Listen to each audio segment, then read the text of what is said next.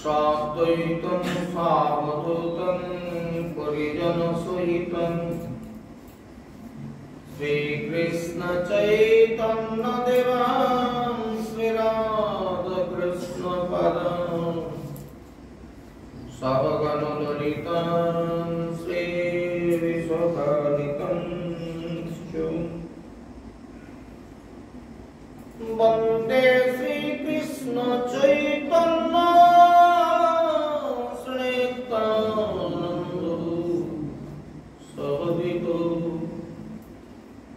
गौरदये पुष्पवन्तो चैत्र सन्दतमरुदु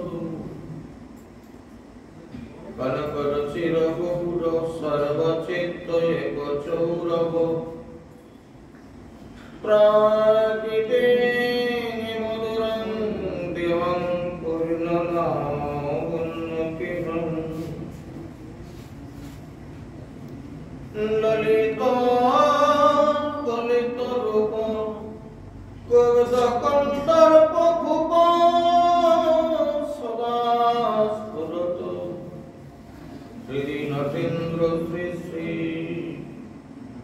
नवद्वीप चंद्र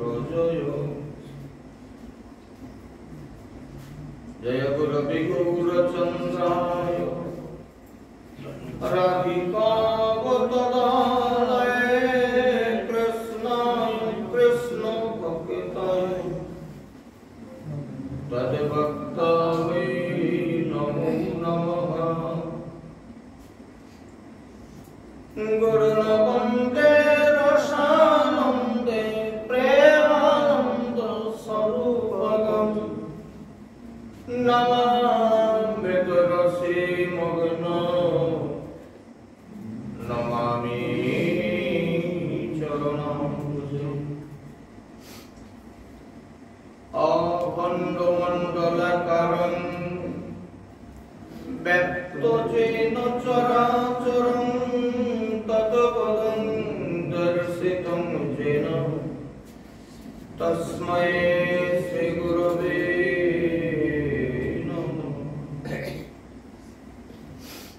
नमो महावदन्नाय कृष्ण प्रेम प्रदायते कृष्णाय कृष्ण चैतन्य नामने गौरधीशे नमो नमः आजानुलम्बित भुजं कनकावदात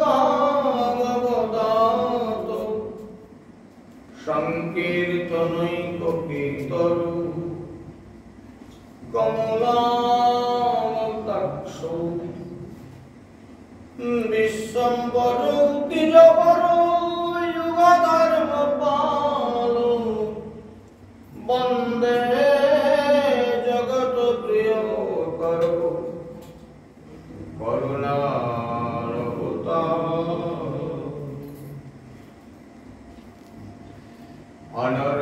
अनर्पितचरिञ्चिरा करुणयावतीर्न कलो समर्पयितुमुन्नतज्जलरसं स्वभक्तिस्वयं हरिपुरप्रसुन्दरज्योति कदम्ब सन्दीपितो सदा हृदयकन्दरे स्फुरतु श्री सच्चिदानन्द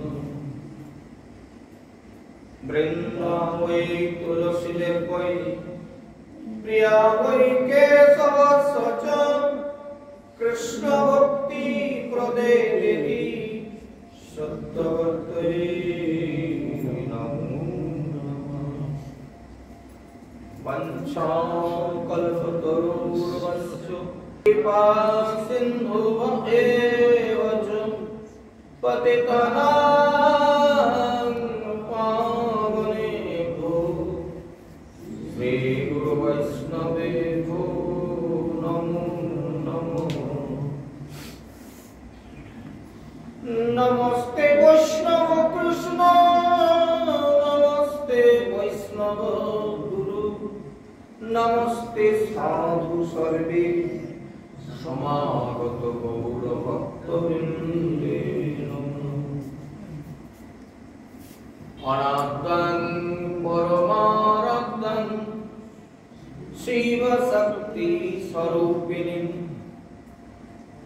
प्रत्यक्षं सद्गुरुरूपं चिन्मयी परमेश्वरी शिष्यरिति विहारिणि विमुक्ति मुक्ति प्रदायिनि नमामि श्री गौरेश्वरीं दामोदरो विलासिनि वागीशक्ता सुरगणा सर्वार्थानुपक्रमे यं दत्ता कृतकृत्वा शुष्टं नमामि गजाननं बर्हापीडाभिरामं मृगमदतिलकं संजक्षमिकाम्बुकण्ठं स्मितसुभगमुखं सादरण्यस्तवेनं श्यामं शान्तं त्रिभङ्गं रविकरवसनं भूषितं वैजयन्तं वन्दे वृन्दावनस्थं युवतिशतप्रेक्ष्यं ब्रह्मगोपालवेशं मूकं करोति वाचं पङ्गुं लङ्घयतु गिरिं यत्कृपातमहं वन्दे परमानन्दमाधवम् नारायणं नमस्कृत्य नरं चैव नरोत्तमं देवीं सरस्वतीं व्यासं ततो जयमुदीरये तुलसीकाननं यत्र यत्र पद्मवनानि च पुराणपठनं यत्र तत्र सन्निहितो हरिः ग्रंथेर प्रारंभे करी मंगलाचरण साधु भगवान हे तिनेरे शरणे आए विघ्न विनाशन मनावा से प्रगट है श्री श्रीनारायण चरण जय जय ताई गौर प्रेमानंदे हरे हरे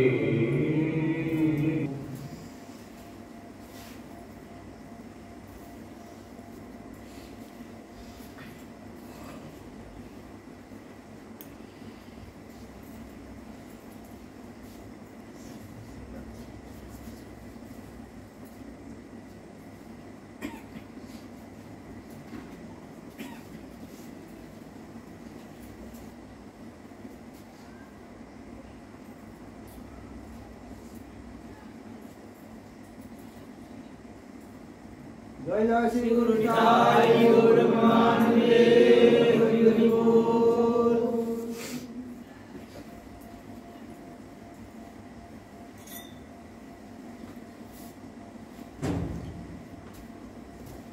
समागत परम सत्य परम पूज्यपाद श्री श्री गौररागी भक्त वैष्णव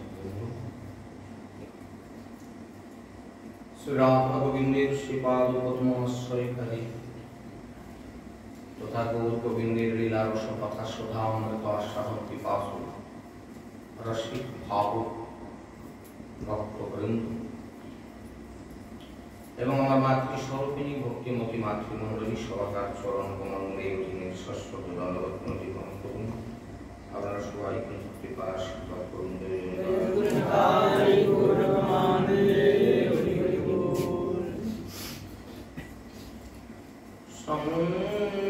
সংসার গমন লীললোক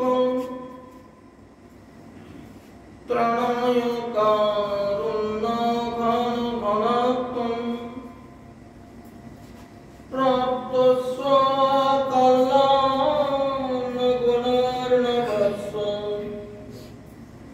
বন্দে গুরু শ্রী জগন্নাথ।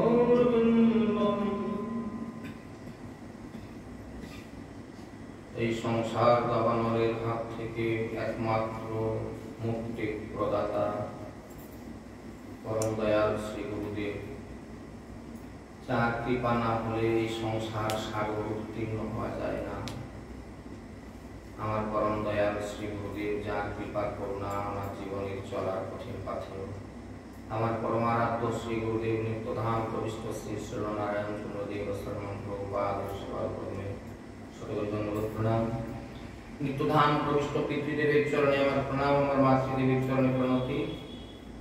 আমার নিত্য সেবিত সেবিক গ্রহ শ্রী শ্রী শ্রী শ্রী শ্রী শ্রী রাধা দামোদর শ্রী পাদপদ্মে আমার সকল ধন্যবাদ প্রণাম। সর্বোপরি এখন পর্যন্ত এখানে যারা উপস্থিত আছেন, পরে যারা উপস্থিত হবেন অথবা লাউডস্পিকার মারফত দূরে থেকে যারা শ্রবণ করছেন, সকলের চরণে আমার কোটি কোটি কোটি কোটি কোটি কোটি ধন্যবাদ প্রণতি। আপনারা সবাই কৃপা আশীর্বাদ করুন।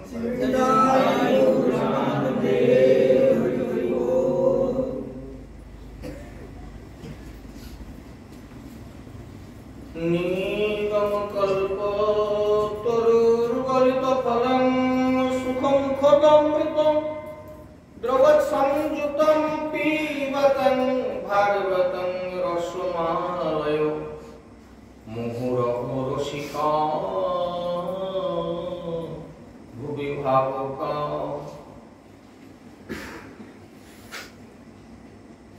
হে রসিক ভাবুক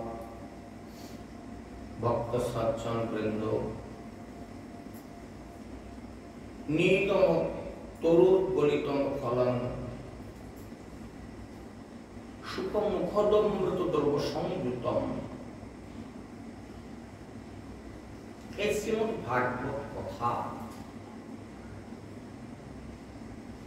৫,৫০০ বৎসর ধরে চলে আসছে জগতের মাঝে। আজকে নতুন নতুন করে আমরা তার আশা কি করে করছি না, সেই সাধু লোকের দরকার। এই শ্রীমদ্ ভাগবত কথা কেবলমাত্র একটি গ্রন্থ থেকে বলা নয়, কেবলমাত্র একটা কাহিনী মাত্র নয়, একটা গল্প শোনা নয়। নিগম তরুর গলিতম ফলন, ফল ভালোভাবে না পাকলে তার স্বাদটা সঠিক পাওয়া যায় না। কলা পেকেছে কিন্তু এখন খুব ভালো পাকেনি, দেখবেন ছাল ছাড়িয়ে কষা লাগছে, ভালো লাগছে না। এটা যদি উত্তম ভাবে পরিপক্কতা লাভ করে তখন এর স্বাদও বৃদ্ধি হয়।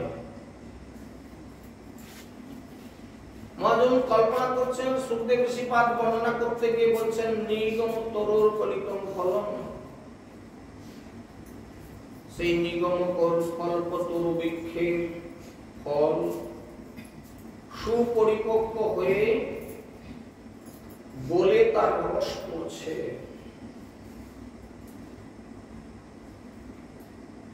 এই রসটা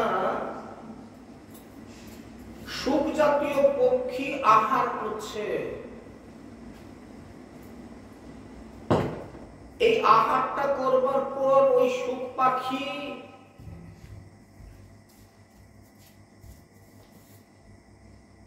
বমন করে দিচ্ছে, উদ্গীরণ করছে।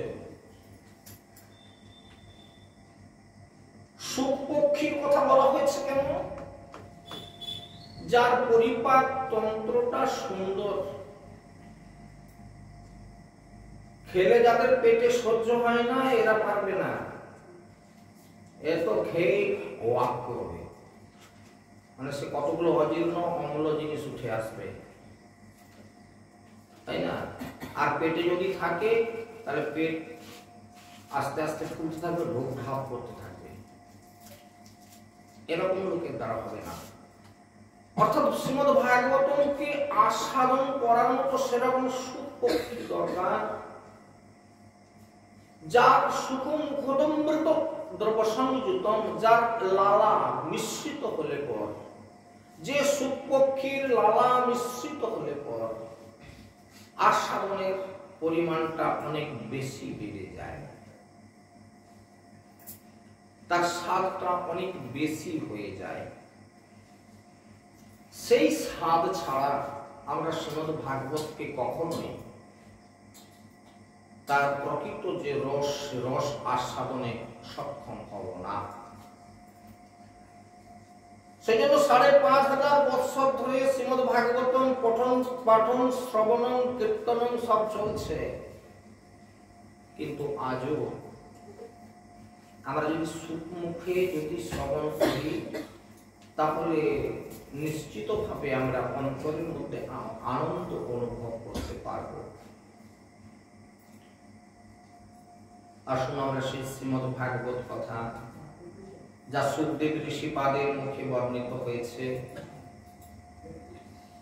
সেই বর্ণনার যৎকিঞ্চিত মাত্র আমি উদ্ধৃতি দেওয়ার চেষ্টা করব, তবে এটা আমার দৃষ্টতা, আপনারা কৃপা আশীর্বাদ করুন। তাই আমাদের গত দুদিন ধরে চলেছে রাসলীলা প্রসঙ্গ চলছে। আজকে আমরা তৃতীয় পর্যায়ে রাস সম্পর্কে আলোচনায় প্রবৃত্ত হচ্ছি। গতদিনকে আমরা যে পর্যন্ত শ্রবণ করেছিলাম, ব্রজগোপীদের যে মুহূর্তেই না কোনো অহংকার হয়েছে, অভিমান হয়েছে, যে কোনো মান গর্ব উদয় হলে কৃষ্ণ চোখের আড়ালে চলে যান। ভক্তি জগতের এটা হচ্ছে সব থেকে প্রথমের কথা, যার মধ্যে আমাদের মতো মূর্খ, আমার মতো মূর্খ, দুপাতা পড়াশোনা নেই, নিজেকে মনে করে কিনা আমি পণ্ডিত হয়ে গেলাম, অনেক বড় বক্তৃতা বলার লোক হয়ে গেছি, এইখানেই আমাদের পতন ঘটে যায়। এজন্য শ্রীমদ ভাগবতম শ্রবণ করতে বলে, কীর্তন করতে গেলে আগে অবশ্যই সমস্ত প্রকার মান গর্ব অহংকার থেকে দূরে আগে নেমে আসতে হবে। ব্রজগোপীরা যেই মাত্র অহংকার করেছিল যে আমরা স্ত্রী জাতিগণের মধ্যে শ্রেষ্ঠা, তাই ভগবান কৃষ্ণ আমাদের সঙ্গে বিরাজ করছেন, এইরকম মানবতী হওয়া মাত্রই তারা দেখলেন সঙ্গে সঙ্গে কৃষ্ণ অন্তর্হিত হয়ে গেলেন। অন্তরিত হওয়ার পর তাদের অন্তরে গভীর বেদনা, গভীর আকুতি, গভীর দুঃখের উদ্রেক হলো। তারা সেই গভীর দুঃখ নিয়ে বনে বনে কৃষ্ণকে অন্বেষণ করতে লাগলেন। ঐকান্তিক আকুতি বলে, আকুতি, কতটা আকুতি, কতটা ডাকার ভাষা, কতটা ভাব হলে তাকে আসতে বাধ্য হতে হয়। বনে বনে বিচরণ করে বড় বড় বৃক্ষের কাছে গিয়ে, লতা গুল্মের কাছে গিয়ে কৃষ্ণ অন্বেষণ করছে।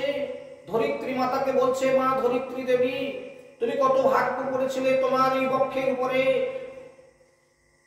সেই স্বয়ং ব্রহ্মার যিনি পূজ্য, সেই পরম পুরুষোত্তম ভগবান তোমার সারা অঙ্গে বিরাজ করেছে, তুমি কত ভাগ্যবতী। তুমি তো জানো তুমি কোন দিকে যাচ্ছে, কৃষ্ণ বলে দাও না। কখনো মাধবীলতাকে জড়িয়ে ধরি, কখনো কদম্ব বৃক্ষকে জড়িয়ে ধরি।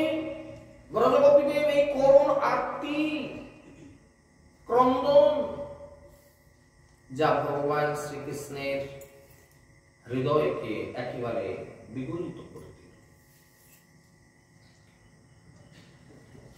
কিন্তু মনে মনে অন্বেষণ করতে করতে দেখা গেল যে কৃষ্ণের চরণ চিহ্ন, সেই চরণ চিহ্নের পাশাপাশি দেখা যাচ্ছে কোন এক ব্রজবধূর চরণ চিহ্ন।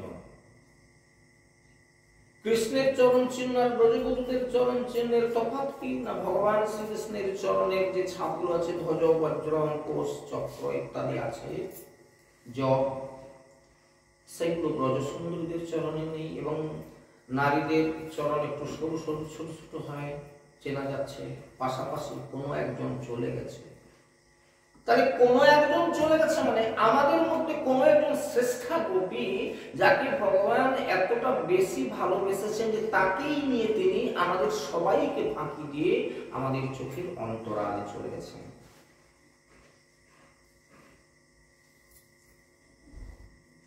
এমনি করে তারা কিছুটা পথ গেলেন, সেখানে গিয়ে দেখলেন যে ভগবান কৃষ্ণের চরণ চিহ্নগুলি আরেকটু গভীর, মানে মাটিতে ছাপটা একটু গভীর ভাবে পড়েছে পায়ে, মনে হচ্ছে তিনি যেন কিছু ভার বহন করছেন। ব্রজসুন্দরীরা আরতিতে চিন্তা করলেন যে ব্রজসুন্দরীকে সঙ্গে করে নিয়ে গেছিলেন, আহারে সে কত ভাগ্যবতী,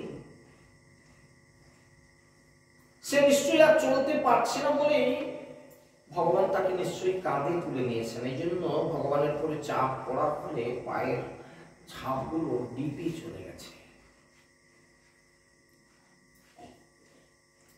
ভাবতে ভাবতে অদ্ভুত হয়ে গেছে, কে সেই আমাদের থেকেও এমন ভাগ্যবতী। কিন্তু তোরা সখী যাই বল না কেন, এটা তার ঠিক হয়নি। আমাদের সকলের যাতে অধিকার, সেই বস্তুকে সে একা ভোগ করবে, এটা তো মেনে নেওয়া যায় না। তাদের দুঃখটা আরো যেন বেড়ে গেল।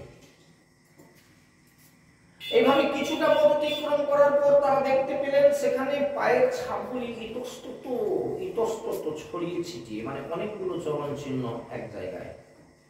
চিন্তা করলেন যে এইখানে নিশ্চয়ই তিনি বিশ্রাম করেছিলেন এবং বসেছিলেন সম্ভবত, তাই অনেকগুলি চরণ চিহ্ন, সবগুলি স্পষ্ট নয়, একটার উপরে আরেকটা পড়ে গিয়ে যেন হারিয়ে গেছে।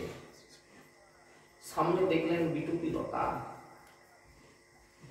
এবং তার সামনে দেখলেন ভগবান শ্রীকৃষ্ণের চরণগুলো পড়তে পড়তে গেছে, কিন্তু ওখানে গিয়ে যে চরণের ছাপটা পড়ছে যেন গোড়ালির ছাপটা পড়েনি। টোয়ের উপরে দাঁড়িয়ে অনেক মুখ ডাল থেকে, উঁচু ডাল থেকে তার মনের প্রেয়সীকে সাজিয়ে দেওয়ার জন্য, তার খোপাকে সাজানোর জন্য সম্ভবত এখানে তিনি পুষ্প চয়ন করেছেন। আহারে সে আমাদের থেকে কত আদরণীয়।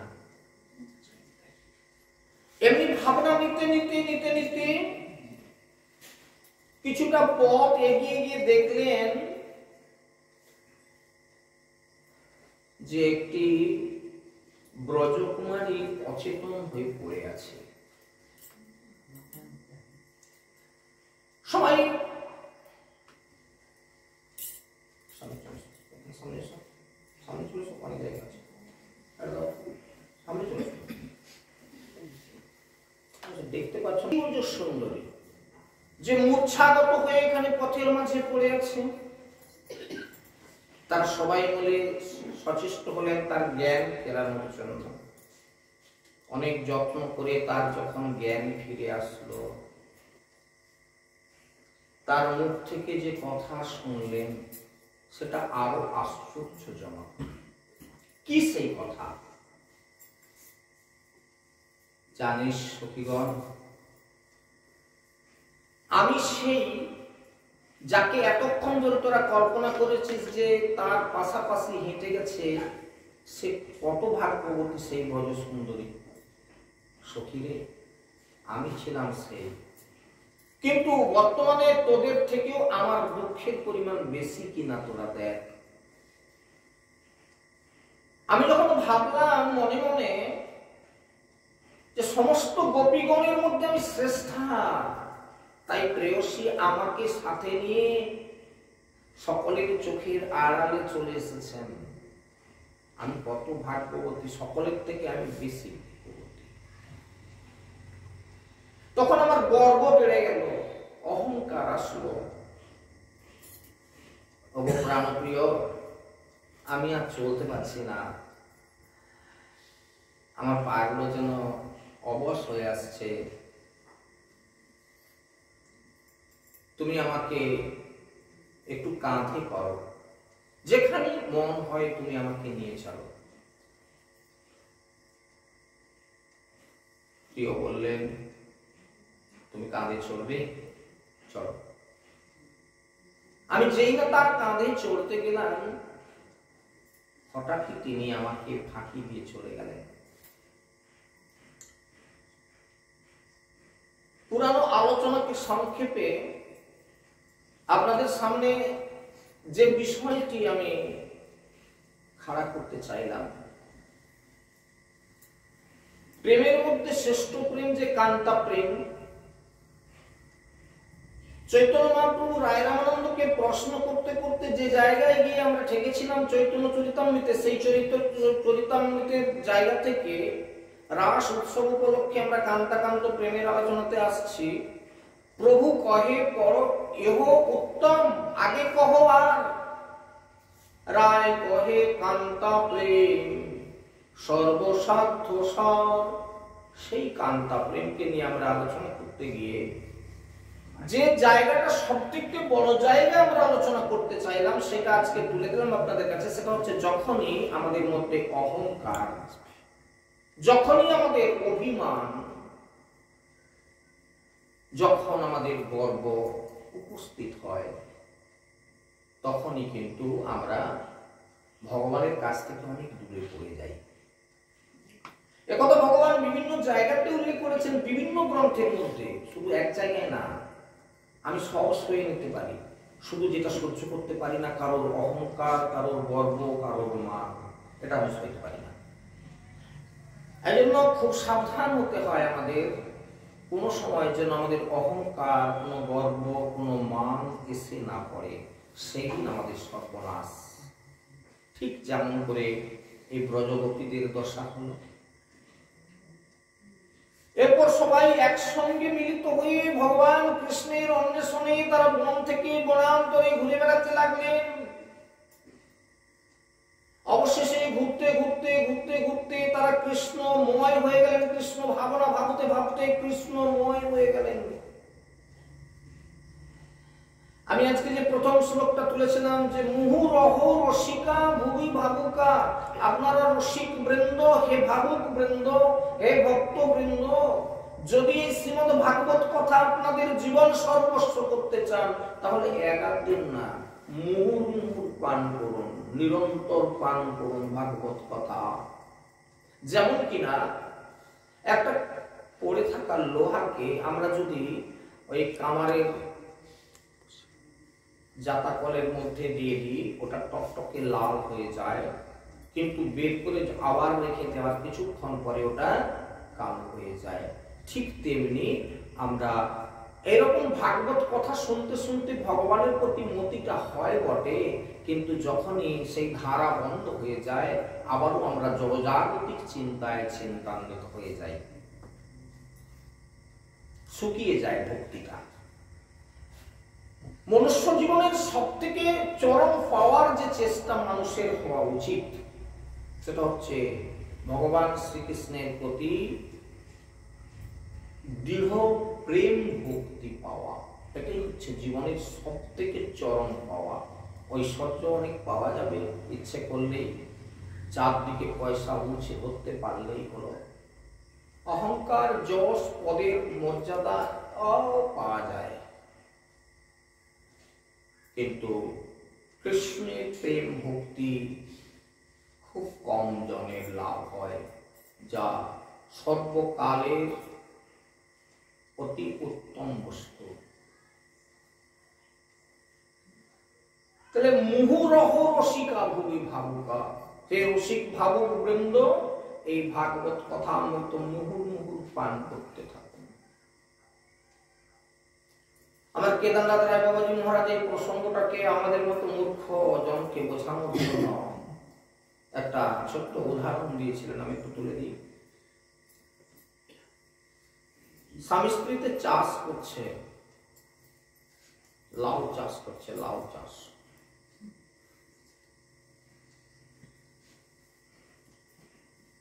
প্রত্যেকদিন গাছে পরিচর্যা করছে, কবে জল দিতে হচ্ছে, কবে গোড়া কোপানো হচ্ছে, সার দেওয়া হচ্ছে, ডোগাগুলি বড় বড় লম্বা হয়ে যাচ্ছে, সেগুলোকে ভেড়াতে তোলা হচ্ছে, ইত্যাদি ইত্যাদি। একটা সময় আসলো সারা গাছে ফুল ফলে ভরে গেছে। সেই লাউটা দেখেছে না, সে লম্বা করে লাউগুলো ছোট ছোট, প্রচুর এরকম ছোট ছোট এ ধরেছে। লাউ ধরেছে ছোট ছোট। দিন কয়েক পরে এগুলো সব বাজারজাত করতে হবে। তা এত ফলবে যে প্রত্যেক দিন কাজ করতে মানে এগুলো বাজারজাত করতেই আমাদের সময় চলে যাবে, আর সময় পাওয়া যাবে না। স্বামী স্ত্রীতে আলোচনা করছি, চলো তুমিও শ্বশুর ঘরে একটু ঘুরে আসবে, আমি একটু বাপের ঘর ঘুরে আসবো। হ্যাঁ, এ যাবে তার শ্বশুর বাড়ি, ও যাবে তার বাপের বাড়ি, দুজনে দুই জায়গা যাবে আর কি। বুঝতে পারছেন? হাসলেন কেন আপনারা? একজন সে তার বাপের বাড়ি যাবে, তার বউয়ের বাপের বাড়ি যাবে, আর এ তার বরের শ্বশুর বাড়ি যাবে। এক জায়গায় যাবো না, দুজনে দু জায়গায় যাবো। এই বলে ঠিক করলো যে তাহলে আমরা এক সপ্তাহ ঘুরে আসি, এই সময়টা ঘুরে নিই। দুজনে মিলে ঘুরে আসলো, আর এই 7 দিন ধরে জলও দেওয়া নেই, গোড়া কোপানো নেই, কিছু না। ফিরে এসে যেটা দেখলো, সেটা কি দেখলো? বাজারজাত আর কিছু করতে হবে না, গাছও শুকিয়ে গেছে, ফলও সব শুকনো হয়ে নষ্ট হয়ে গেছে। পিবতং ভাগবতং রসমালয় মুহুরহু রসিকা ভুবি ভাবুকা।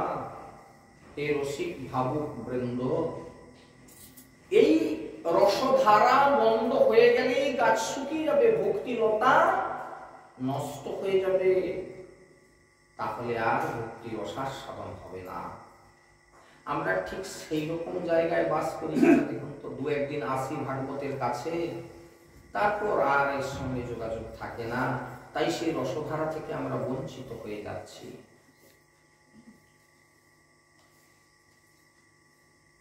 যে জায়গাতে ছিলাম ফিরে আসি, যে সেই মাধুর্যময়ী রসকে আস্বাদন করবার জন্য ভগবান কৃষ্ণকে তখন তারা অন্বেষণ করতে লাগলো। সেই রাস রজনী তখন প্রায় পুড়িয়ে আসছে। এমন একটা রাত্রি হয়ে গেছে 3:30-4টা। ঠিক এই সময় পূর্ণিমার চাঁদ কিরকম জায়গায় যায় আপনারা একটু লক্ষ্য করুন। পূর্ণিমার চাঁদ আস্তে আস্তে পশ্চিম আকাশে ঢলে যাচ্ছে। গাছের ছায়া গাছের ছায়ার উপরে পড়ছে, একটা গাছের ছায়া আর একটা গাছে তার এরকম করে সমস্ত বনটা একেবারে জমাট বাঁধা অন্ধকার হয়ে গেছে। নিচুটা, জঙ্গলের নিচুটা একদম জমাট বাঁধা অন্ধকার। কিন্তু যখন মাথার উপরে চাঁদ কিরণ দিচ্ছিল, তখন কিন্তু বনের মধ্যে বেশ সুন্দর পরিষ্কার দেখা যাচ্ছিল।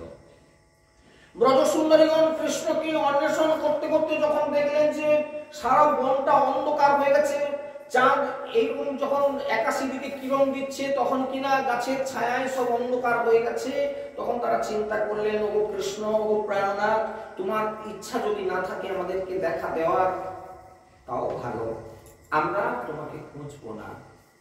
কারণ আমাদেরকে হয়তো দেখা না দেওয়ার জন্যই তুমি আরো অন্ধকারে চলে যাচ্ছ। জানি না তোমার ওই কোমল চরণে কোথাও তৃণঅঙ্কুশ বিদ্ধ হয়ে কণ্টকাকীর্ণ জায়গায় চরণ ফেলে তোমার ওই কোমল চরণে কত ব্যথা লাগবে, তাই আমরা তোমায় খুঁজতে প্রবৃত্ত হব না। তাই বন ছেড়ে তারা বেরিয়ে আসলেন কোথায়? বাড়ি ফিরে গেলেন না, কোথায় বেরিয়ে আসলেন? যমুনা পুলিনে। যমুনা পুলিনে এসে কি করলেন? আন কথা না, যে কিংবা আলোচনা না, যে পাওয়া গেল যখন চক ঘর পানি জগৎ ইত্যাদি, এরকম না। ঐকান্তিক চিন্তা নিয়ে তারা সেই কৃষ্ণ চিন্তা করতে লাগলেন। কৃষ্ণ চিন্তা কি করে হয়? কৃষ্ণ কথার মধ্যে, কৃষ্ণ কথার মধ্যেই তো কৃষ্ণ, কৃষ্ণ নামের মধ্যেই তো কৃষ্ণ। নাম চিন্তা মনি কৃষ্ণ চৈতন্য রসবিগ্রহ, পূর্ণ শুদ্ধ নিত্য মুক্ত ভিন্ন আত্মা নাম নামী। সেই জন্য নামকে ধরে রাখুন, তার কথাকে ধরে রাখুন, তাকে একদিন প্রাপ্ত হবেন, এই বিষয়ে কোনো সন্দেহ নাই। তাই ব্রজ সুন্দরীগণ কি করলেন? ভগবান শ্রীকৃষ্ণের লীলা কথা আস্বাদন এবং তার গুণগান সমস্বরে তার গুণগান করতে লাগলেন যমুনা পুলিনে। সে গান এত আরতি ভরা, সে ভাষা এতই গভীর ভাবে ভরা, এতই ব্যঞ্জনা, ভগবান কৃষ্ণের হৃদয় আশঙ্কে তলিয়ে দিল। আমরা আজকের আলোচনায় এইখানে সে প্রবৃত্ত হচ্ছে। ইতি গোপ্পা প্রগায়ন্ত বলপন্তশ্চ চিত্রধারুরুদু সুসরং রাজন কৃষ্ণ দর্শন লালসা। কৃষ্ণ প্রিয়া গোপীগণ এইভাবে বিরহ কাতর হৃদয়ে শ্রীকৃষ্ণের দর্শন লাভের জন্য একান্ত উৎসুক হয়ে বৈচিত্র্যময় শব্দ ব্রহ্মে, বৈচিত্র্যময় শব্দ ব্রহ্ম, এই শব্দের মধ্যে কি আছে দেখুন। শব্দ একটা ব্রহ্ম, এই যে সাউন্ড হচ্ছে, আমি ইচ্ছে করলে আপনাদেরকে বাবা মা সম্বোধন করলে আপনারা খুব খুশি হবেন, কিন্তু যদি এই মুখ দিয়ে আপনাদেরকে একটু রূঢ় কথা বলি আপনারা অসন্তোষ প্রকাশ করবেন। তাহলে এই ভাবের মধ্যে, এই ভাষার মধ্যে আবার বলার টেকনিকের উপরও নির্ভর করছে। বাবা মা বলাটাও আবার টেকনিক আছে, এটাকে কাটখপটা করে বললেও মানুষের ভালো লাগে না, সেরকম মাধুর্যময় যদি না হয় তাহলে ভালো লাগে না। এই জন্য ভাগবত উল্লেখ করলেন রুরুদু সুসরং রাজন কৃষ্ণ দর্শন লালসা। সেই কৃষ্ণ দর্শনের লালসায় তারা ভাবে, ভাষায়, ছন্দ, মাধুর্যের ব্যঞ্জনায়, আরতিতে, নিবেদনে একেবারে গভীরতম আন্তরিকতায় অসাধারণ স্তরবদ্ধ ভগবান শ্রীকৃষ্ণকে বিচলিত এবং আকর্ষণ করতে সক্ষম, এরকমই ভাবধারা। কেউ যদি একান্তে বসে কৃষ্ণ তুমি আমায় দেখা দাও, তুমি দেখা না দিলে আমি এই প্রাণ রাখবো না, মাথা ফুটে কাঁদছে, এরকম যদি কেউ কাঁদে, কেউ কোনোদিন কেঁদে দেখেছেন এরকম?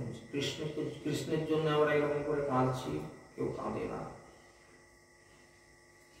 ঠিক এই আরতির দ্বারাই তো তাকে প্রাপ্ত হওয়া যায়। তাই ব্রজসুন্দরীগণের যে আরতি ভাবে, ভাষায়, ব্যঞ্জনায়, ছন্দ, মাধুর্যে, গান তথা কৃষ্ণ কথা আলাপনের সঙ্গে সঙ্গে সুমধুর স্বরে রোদন করা, সুমধুরে রোদন করা, মধুর স্বরে তারা ক্রন্দন করছে। তাসামা বিরভুচ্ছরি স্বয়মান খাম্ভুজ পীতাম্বর ধর শ্রাদ্দি সাক্ষাৎ মন্মথ মন্মথ। এই সময় ভগবান তাদের মধ্যে আবির্ভূত হয়ে গেলেন। কিরকম? অপ্রাকৃত নবীন মদন, অপ্রাকৃত নবীন মদন বা মদন মোহন রূপে সমাগত প্রাণবল্লভকে দেখে গোপীগণের আনন্দের আর সীমা থাকলো না। কিরকম আনন্দ হলো! এতক্ষণ পরে কৃষ্ণকে দর্শন করে যেন মৃত দেহে প্রাণ ফিরে আসলে যেমন হঠাৎ আকস্মিক একটা ঘটনা ঘটে যায়, ঠিক মৃত দেহে যেন প্রাণ ফিরে আসলো। প্রাণবল্লভকে দেখে তাদের আর আনন্দের সীমা থাকলো না। একটুক্ষণ আগে তাদের যে কান্না, তাদের যে আরতি, কৃষ্ণ কথার মধ্যে যে তাদের ঐকান্তিকতা, সেটা তাদের চোখের কাছ থেকে চলে গিয়ে চোখে জেগে উঠলো প্রেমের পুলক, এবং তারা সবাই একসঙ্গে সহর্ষে আনন্দিত চিত্তে এমন ভাবে উঠে দাঁড়ালেন যেন প্রাণহীন দেহে প্রাণ ফিরে এসেছে। ঠিক উঠে পড়ে কোন গোপী আনন্দে ভগবান শ্রীকৃষ্ণের একটি হাতকে এরকম দু হাতের মধ্যে ধরছেন, যেন তাকে স্পর্শ করে সেই স্পর্শ সুখে নিজেকে ধন্যা করবার জন্য। কোন গোপী অঞ্জলির মধ্যে ধারণ করে তার চন্দন চর্চিত বাহু নিজের কাজে স্থাপন করলেন। সারা অঙ্গে তার চন্দন মিশ্রিত আছে, সেখান থেকে একটা সুগন্ধ উঠছে। ভগবানের সেই বাহুটিকে নিজে বুকে টেনে নিয়ে সেটিকে জড়িয়ে ধরলেন এবং তার সুগন্ধে নিজে যেন আত্মহারা হয়ে গেলেন। তৃতীয়ত কোন গোপী অঞ্জলি পেতে ভগবান শ্রীকৃষ্ণের মুখের চর্বিত তাম্বুল গ্রহণ করলেন এবং সেই চন্দন, সেই চর্বিত তাম্বুল গ্রহণ করে তিনি ধন্যা হয়ে গেলেন। চতুর্থ কোন গোপী, যার হৃদয়ে কৃষ্ণের বিরহ জ্বালার প্রবল সন্তাপে দগ্ধ হতেছিল,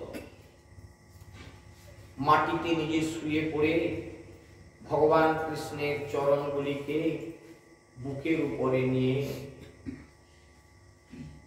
সেটাকে আলিঙ্গন করলেন, চরণকে বুকে জড়িয়ে ধরলেন। সেই চরণের স্পর্শে তার বক্ষের জ্বালা যেন ঝুলিয়ে গেল, শীতল হয়ে গেল।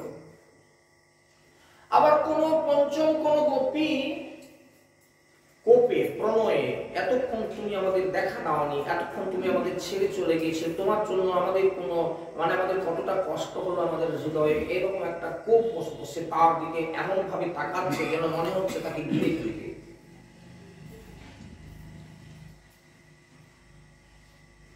আবার কোন কোন গোপী অধর অষ্টদংশন করছে, ঠিক এরকম যেন তাকে নিজের কটাক্ষ দ্বারা বিদ্ধ করতে করতে তার দিকে তাকাতে লাগলেন। ত্বং ক্বচিন নেত্ররন্ধ্রেণ হৃদি কৃত্য নিমিল্য চ পুলকাং গুপ্তা গুহ্যাস্তে যোগীবানন্দ সংপ্লুতা। অপর কোন একজন গোপী নির্বিনেশ নয়নে কৃষ্ণকে দর্শন করতে করতে যেন তৃপ্ত হতে পারছে না। তিনি তার মুখের সেই মাধুর্য নিরন্তন পার করেও যখন তৃপ্ত হতে পারছে না, তখন কি করছে, সেই নেত্র পথে যেন তার মাধুরীকে হৃদয়ের মধ্যে নিয়ে গিয়ে চোখ দুটো বন্ধ করে দিলেন। মনের আকুতি এরকম যে তাকে তিনি যেন হৃদয়ের মধ্যে নিয়ে গিয়ে অশ্লেষে বদ্ধ করে দিলেন হৃদয়ের মধ্যে। তারপর হৃদয়ের অন্তরতম স্থানে তাকে বসিয়ে তার পূজা প্রদান করছেন। অন্য এক গোপী সেই অন্তর লোকের নিভৃতে তাকে মানসিক ভাবে নিবিড় আশ্লেষে বদ্ধ করলেন। তখন তার শরীরের মধ্যে রোমাঞ্চ দেখা দিল, সেব দেখা দিল, অর্থাৎ ঘাম দিচ্ছে। এটা হচ্ছে অষ্টসাত্ত্বিক ভাবের লক্ষণ। কৃষ্ণকে প্রাপ্ত হওয়ার যে লক্ষণ, সেই লক্ষণটা সেই ব্রজগোপীর মধ্যে ফুটে উঠল। এইভাবে তারা অন্তরের তাপকে জুড়াতে লাগলেন। সুখদেব ঋষিপাদ বর্ণনা করতে করতে এবার বলছেন যে মহারাজ পরীক্ষিত, ভগবান শ্রীকৃষ্ণ তো সর্বদাই অচঞ্চল মহিমায় অবস্থিত অচ্যুত স্বরূপ। তথাপি তখন বিরহের অবসানে সেই বিগত দুঃখ, সেই গোপলরণাবিন্দে পরিবৃত অবস্থায় তার শোভা যেন আরো বৃদ্ধি প্রাপ্ত হয়েছিল। যেমন পরমেশ্বর নিজের নিত্য জ্ঞান, বল প্রভৃতি শক্তি সময়ের দ্বারা সেবিত হয়ে তিনি যেন অধিক শোভান্বিত হলেন। সমস্ত ব্রজগোপী দ্বারা তিনি তখন পরিবেষ্টিত।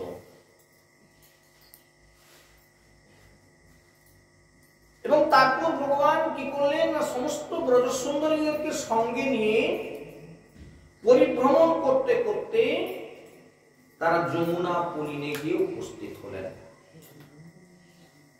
তখন সেখানে বিকশিত কুন্দ এবং মন্দার পুষ্পের সুরভি বহন করে সুগন্ধি শীতল বায়ু মৃদুমন্দ প্রবাহিত হচ্ছিল।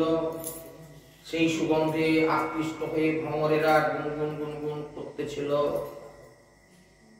সেই শারদ পূর্ণিমার পূর্ণমণ্ডল চন্দ্রের অমল কিরণের ধারায়, অমল কিরণের আলোকে রাত্রির অন্ধকার সম্পূর্ণরূপেই বিদূরিত হয়ে গেছিল এবং দুলোক থেকে ভূলোক পর্যন্ত যেন একটা কি পবিত্র মঙ্গলময় একটা আবহের সৃষ্টি করেছিল। কোথাও কোনো যেন মালিন্যতা নেই।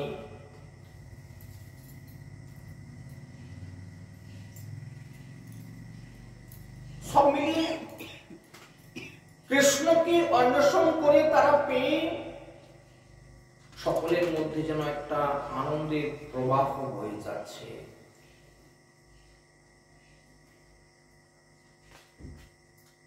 যে জায়গাটা দুদিন ধরে দেখানোর চেষ্টা করেছি সেই জায়গাটা হচ্ছে কি, কৃষ্ণকে পেতে গেলে কোনো জায়গায় অহংকার অভিমান যখনই সে উঁকি মারছে তখনই টেনে নেই।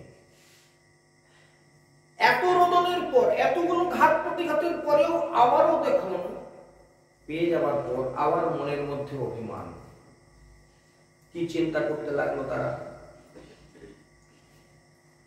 অখিল রসায়ন মূর্তি সেই শ্রী ভগবান এবং তার সান্নিধ্য পেয়ে তারা অত্যন্ত আনন্দিত হলেন। কিন্তু ভগবান কৃষ্ণের এই যে আকস্মিক অন্তর্ধ্যান, এই আকস্মিক অন্তর্ধ্যানকে লক্ষ্য করে ব্রজসুন্দরীগণ চিন্তা করলেন যে তিনি আমাদের প্রতি অবহেলা করেছেন। আমরা যে তার জন্য একান্তই আমরা সবকিছু সমর্পণ করে দিয়েছি, কিন্তু তিনি আমাদের তো সেরকম মর্যাদা করলেন না, আমাদেরকে অবজ্ঞা করলেন। এই জন্য ব্রজগোপী গোপীদের মনের মধ্যে একটা হালকা ক্ষোভ সঞ্চালিত হয়েছিল এবং তার অ্যাকশনটা কিরকম হবে, অ্যাকশনটা কিরকম নিবে তারা এরকম একটা চিন্তা করতেছিল যে এই যে আমাদেরকে এতক্ষণ তুমি কাঁদালে, আমরা যে মনে মনে ঘুরলাম তোমার জন্য, যদি তুমি একটা অন্তত সরি বলো, আমি দুঃখিত, এরকম একটা বললেও খানিকটা মন শান্তি হয়। তুমি এতক্ষণ আমাদেরকে কাঁদালে, আমরা মনে মনে ঘুরলাম এতক্ষণ তোমাকে খুঁজবার জন্য। কৃষ্ণের মুখ থেকে একটা দোষ স্বীকার করাতে হবে, তাদের মনের মধ্যে এটা একটা জাগৃত হলো। দেখুন এতগুলো ধাপ পেরানোর পর আবার মান, আবার গর্ব। মনে করিয়ে দিই, আমরা কিন্তু কান্তা প্রেম নিয়ে আলোচনা করছি।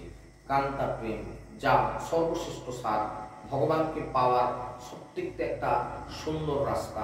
সেই রাস্তার মাঝে কোথায় কোথায় ঘাত প্রতিঘাত আছে সেইগুলোকে আমি ইন্ডিকেট করার চেষ্টা করছি ভাগবত থেকে তুলে তুলে। দেখুন আবার এদের মনে একটা কোপ, এবং সেই কোপের উত্তর হচ্ছে যে তোমাকে একটু দোষ স্বীকার করতে হবে আমাদের কাছে। অনেক খোঁজে পেয়েছি বটে, কিন্তু একটা হালকা অন্তত দোষ স্বীকার করো যে হ্যাঁ আমার একটা ভুল হয়ে গেছে, তোমাদেরকে এরকম কাঁদানোটা আমার ঠিক হয়নি। এখন সোজাসুজি তো এর কথাটা বলা যাবে না প্রাণনাথকে যে তুমি আমাদের কাছে ক্ষমা চাও, তুমি এতক্ষণ আমাদেরকে কাঁদালে, তুমি আমার কাছে ক্ষমা চাও, এটা বলা যাবে না। ব্রজগোপীদের কিরকম ব্রেন দেখো, একটা প্ল্যান আঁকলো। কিরকম প্ল্যান?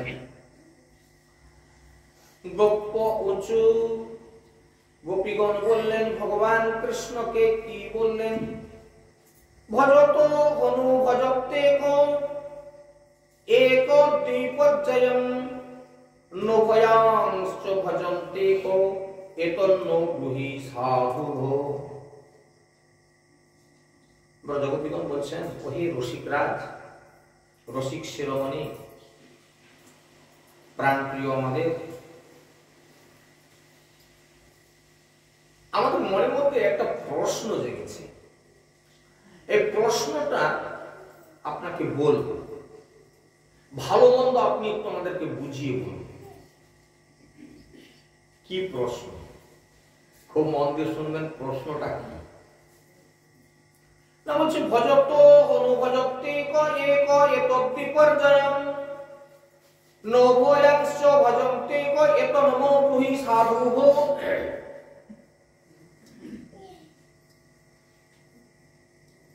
বলে দেখুন এই সংসারে না বিভিন্ন রকমের লোক দেখা যায়।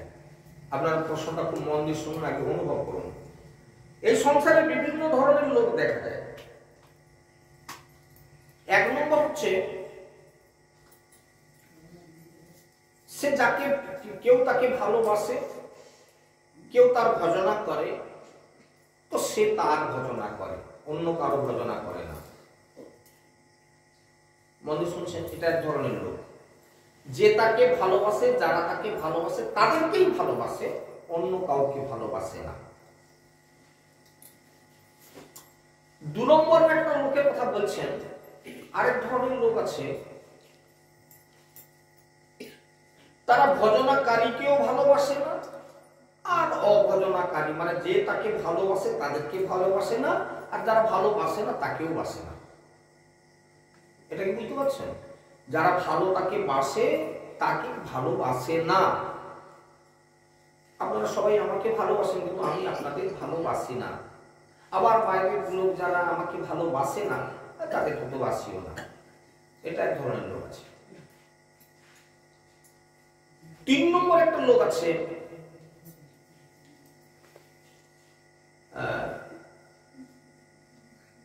যারা উভয়ের কাউকে ভজনা করে না এবং উভয়ের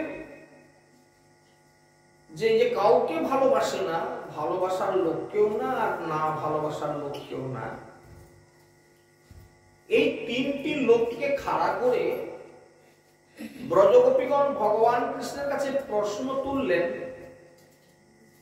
যে আপনি তো অত্যন্ত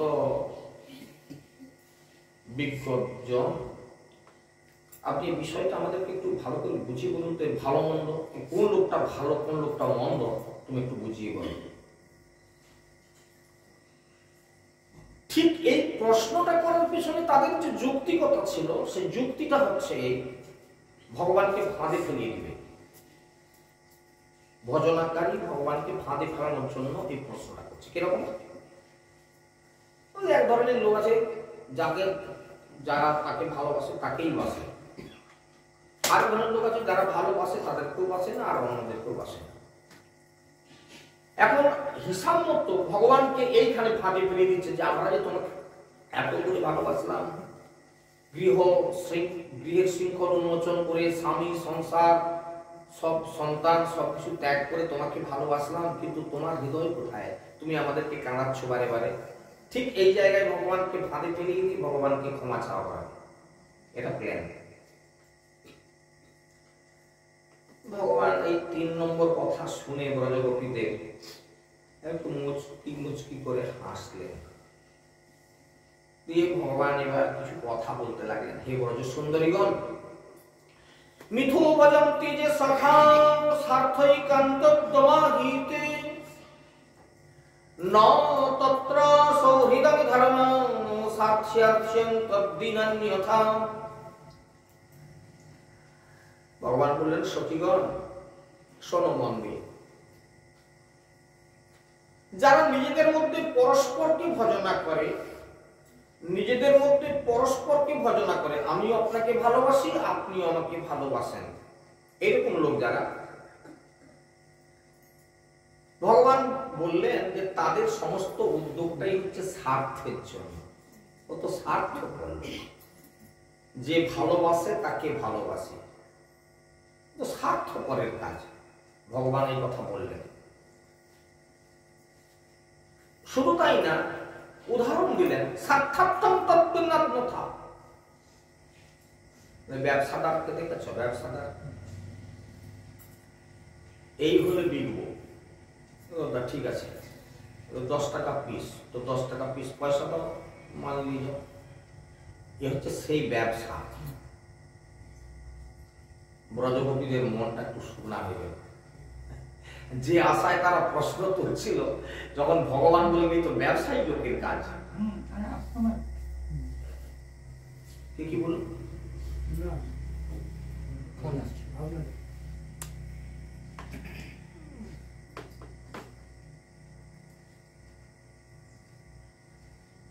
যে আশায় তারা এই প্রশ্ন তুলেছিল, সেই জায়গায় মুখটা থোদড়ে গেল। সংসারের লোক এরা তো হচ্ছে স্বার্থপর লোক, পরস্পরকে ভজনা করে, তুমিও ভালোবাসো আমিও ভালোবাসি, এই ব্যবসায়িক লেনদেন, এর মধ্যে কোনো কিছু বন্ধুত্বের প্রীতি প্রদর্শন পায় না। এটা নিজের নিজের স্বার্থ সিদ্ধির উদ্দেশ্য ছাড়া এর মধ্যে আর কিছু নেই। 2 নম্বর, হে সুন্দরীগণ, যারা ভজনা করে না তাদেরও যারা ভজনা করে এবং স্বভাবত করুণা পরায়ণ সজ্জন ব্যক্তি, যারা তার ভজনা করে না, ভালোবাসে না, এমন এক ধরনের লোক আছে তাদেরকেও সে ভালোবাসে, সবাইকেই ভালোবাসে সে। ভজনাকারী কি অভজনাকারী কি সকলকেই ভালোবাসে। এরকম একটা উদাহরণ দিতে পারবেন আপনারা কেউ, যে তাকে ভালোবাসে, বাসলেও বাসে, না বাসে যারা তাকেও বাসে? উদাহরণ আপনারা প্রত্যেকেই কিন্তু বুঝতে পারেননি, এরকম বলে দিলেই বুঝতে পেরে যাবেন। সন্তানের প্রতি অপত্য স্নেহ কার নাই? অপত্য স্নেহ কার নাই? সন্তানকে ভালোবাসে না এরকম একজন মা বাবা আছেন? প্রত্যেকে তার সন্তানকে ভালোবাসে, কিন্তু অধিকাংশ ছেলেরা এখন বাবা মার কথার বিরোধী। সেই ছেলেকে ভালোবাসার কেন থাকে? তাহলে এরাই হচ্ছে তার উদাহরণ। যারা ভালোবাসে না তাদেরকেও ভালোবাসে। ছেলেরা বাবা মাকে শ্রদ্ধা করে না, কিন্তু বাবা মা কি ছেলেকে কখনো অশ্রদ্ধা করে গো? ফেলে দেয় গো, মরুকে যায় না, এরকম বাবা মা নাই। সে ভালোবাসে না, আমাদেরকে চোখে দেখে না, কাঁদে বসে বসে, কিন্তু তাদের অমঙ্গল চিন্তা করে না বাবা মা কোনোদিন। এইরকম পৃথিবীতে কিছু সৎপুরুষ আছে, সেই সৎপুরুষেরা তারা ভজনা যারা করে না তাদেরকে, তারাও কিন্তু তাদেরকে ভজনা করে। তো সুতরাং এই স্নেহশীল মাতা পিতা, তাদের হৃদয়ে সৌহার্দ্য এবং পারহিতৈষিতা আছে, এবং সত্যি বলতে তাদের ব্যবহারে অকপট ধর্মের প্রকাশ লক্ষ্য করা যায়। এটা অকপট ধর্ম। সন্তানের প্রতি যে অপত্য স্নেহ, এটা হচ্ছে অকপট স্নেহ।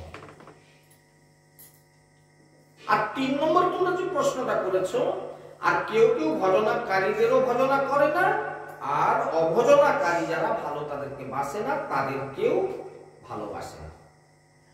এখন ভগবান বললেন এই জায়গায় আমি তোমাদেরকে কিছু কথা বলি, শোনো। এটা এক ধরনের লোক নয়। যারা ভজনা করে তাকেও ভালোবাসে না, আর অভজনাকারীকেও ভালোবাসে না। এই ধরনের লোক 4 প্রকারের হয়। একটু মন দিয়ে শুনবেন, 4 রকম লোক কিরকম। এদের মধ্যে 4 রকমের লোক আছে। কারা কারা ভজনাকারীকেও ভালোবাসে না আর অভজনাকারীকেও ভালোবাসে না? এর মধ্যে 4 ভাগে ভাগ করা হচ্ছে এদেরকে। প্রথম হচ্ছে যারা আত্মারাম, আত্মাতেই নমন করে, আত্মাতেই তারা সন্তুষ্ট। তারা কে তাকে ভালোবাসলো, কে তাকে ভালোবাসলো না, তার জানারও দরকার নেই আর বুঝারও দরকার। এরা আত্মারাম। এটা 1 নম্বর গেল। 2 নম্বর যেটা,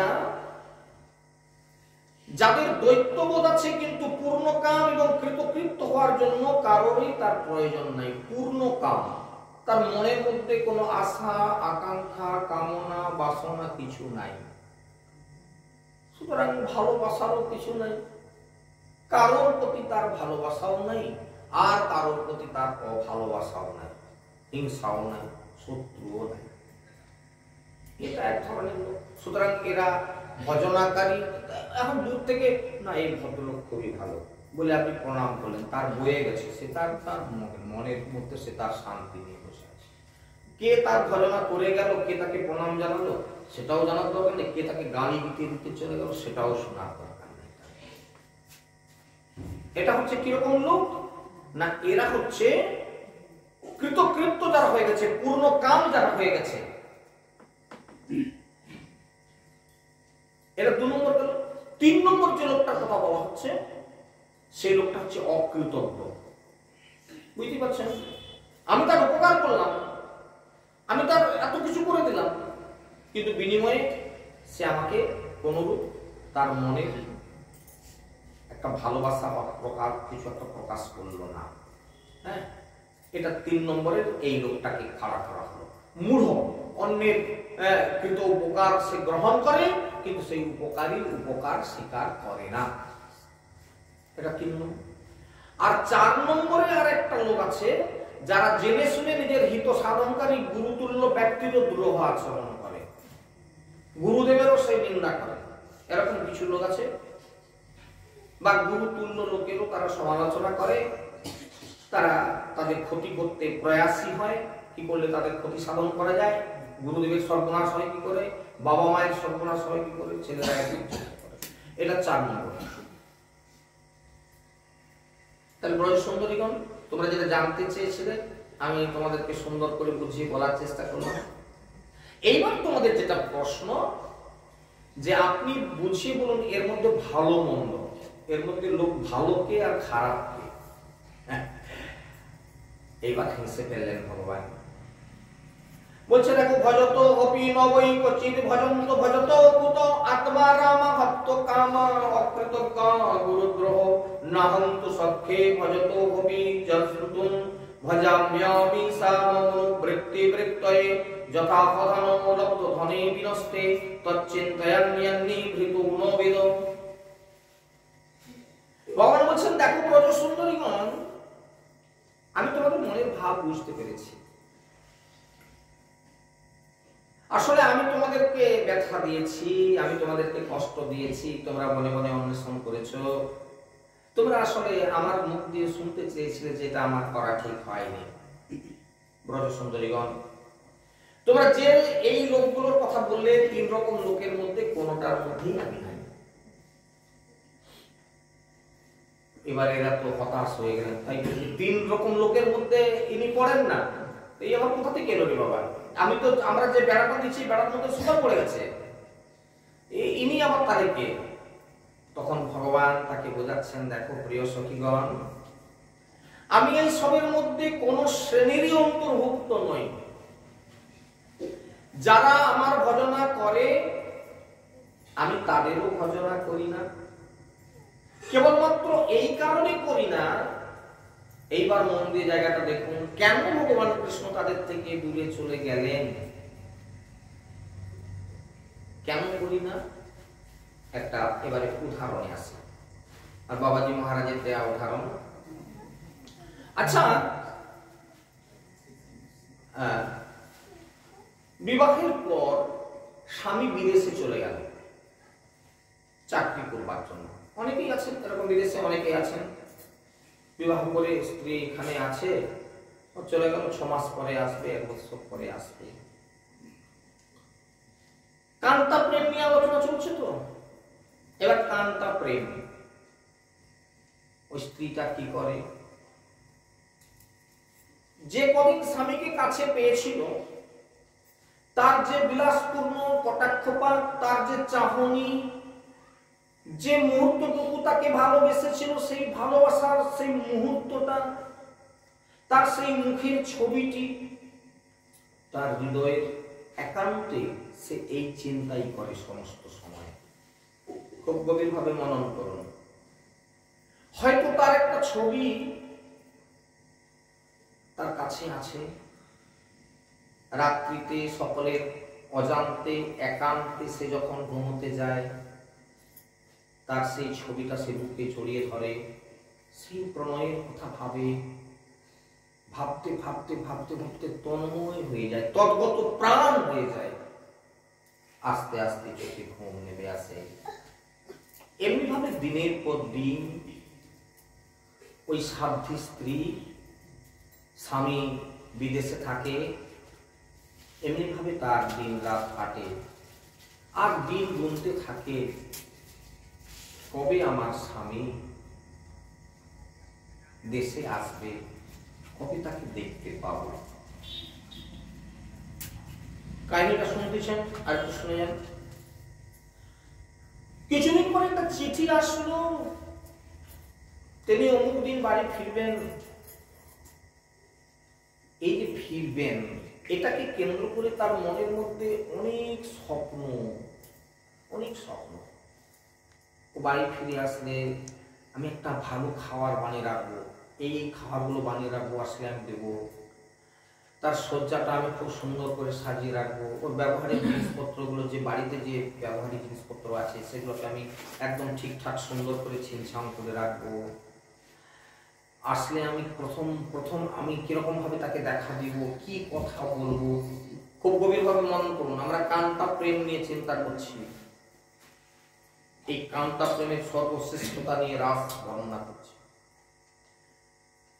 এমনি করতে করতে সেই দিনটা এসে গেল, খবর পাওয়া গেল যে গাড়ি থেকে নেমে গেছে, এবার আসবে।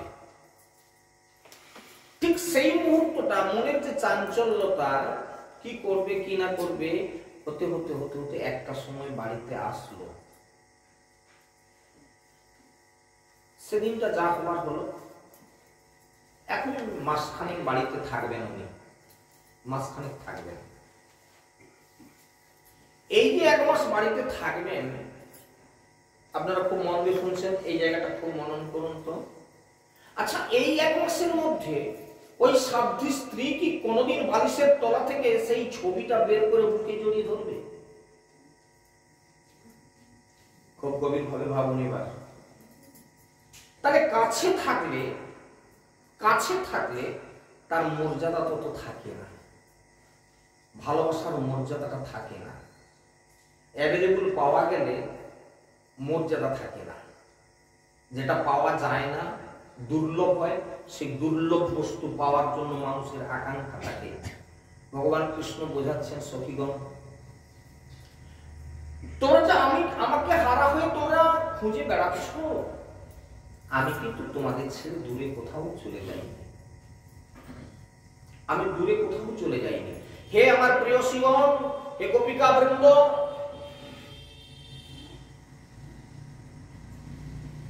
আমার চিন্তাটার কথা শোনো। আমাতেই যেন তোমাদের মনটা লগ্ন থাকে। যদি আমি তোমাদের কাছে সদা সর্বদা থাকি, তাহলে তোমাদের মনটা আমাতে লগ্ন থাকবে না নিরন্তর। তাই দূরে থাকি। যতক্ষণ দূরে থাকি ততক্ষণ তোমরা আমার চিন্তা করো, আমার নাম করো, আমার গুণগান কীর্তন করো। কেবলমাত্র এই কারণে তাদের চিত্তবৃত্তি যে সর্বদাই যেন আমাদের লগ্ন থাকে, তাদের নিরন্তর ধ্যান প্রবৃত্তি হচ্ছে আমার এইরকম আচরণের উদ্দেশ্য। কোন নির্ধন ব্যক্তি কোন ক্রমে প্রচুর সম্পদ রোজগার করলো, লাভ করলো, এখন এটা যদি তার কাছে থেকে যায়, তাহলে ওর মধ্যে একটা গর্ব উপস্থিত হবে। কিন্তু সেগুলো যদি হারিয়ে ফেলে, তাহলে সেই হারানো বস্তুর প্রতি তার মনটা লগ্ন হয়ে যায়, তার চিত্ত সেই দিকে চলে যায়। অন্য কিছুতেই এমনকি ক্ষুধা তৃষ্ণার কথাও ভুলে যায়। তাই তো এতগুলো টাকা আমি কোথায় রেখে ফেললাম, কোথায় হারিয়ে ফেললাম, সোনা এতগুলো আমি করছিলাম জমা, এত পরিশ্রম করে, সেগুলো যে কোথায় রেখে ফেললাম, সেই চিন্তায় এত বিমূঢ় থাকে যে খাওয়া দাওয়ার কথা পর্যন্ত তার মনে থাকে না। সেই দৃষ্টান্ত অনুসারেই আমিও তোমাদের কাছ থেকে ক্ষণিক মিলিত হয়ে একবার স্পর্শ দিয়ে আবার অন্তর্হিত হয়ে যাই, লুকিয়ে যাই। ওগো অবলার মণিগণ, এবং মদর্থং জিত লোক বেদস্তানাং হিব বজ্জানো প্রত্যহ বলা ময়া পরক্ষং ভজতাতি রহিতং মনোহিতুং মহর্গ তৎপ্রিয়ং প্রিয়ং। হে অবলা গোপীগণ, তোমরা আমার জন্য লোকমর্যাদা, বেদ শাস্ত্র বিহিত যে কর্ম প্রতিপাদিত আচরণ বিধি, নিজের আত্মীয় স্বজনদের সকলকে ত্যাগ করেছো। স্বামী পুত্র সংসার গৃহ সব ত্যাগ করে তোমরা চলে এসেছো। মনোবৃত্তির কোনো বিষয়ে তোমাদের কোনো আকর্ষণ নেই, নিজেদের সৌভাগ্য সৌন্দর্যের চিন্তাও নেই তোমাদের কাছে। এই বনে ঘুরতে ঘুরতে তোমরা কতটা খারাপ হয়ে গেলে, মানে খারাপ মানে কি, ঝলসে গেলে।